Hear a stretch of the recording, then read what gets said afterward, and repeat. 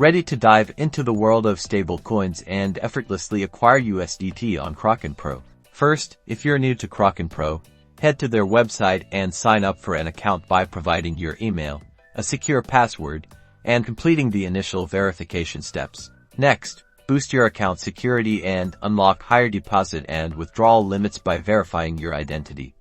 Usually, this involves submitting documents like a driver's license or passport and proof of address. Now, it's time to fund your Kraken Pro account.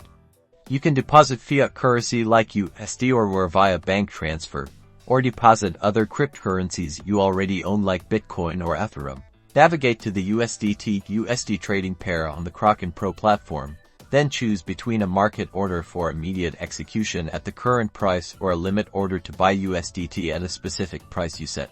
Double-check all order details, including the amount of USDT you are buying and any associated fees, before confirming your purchase.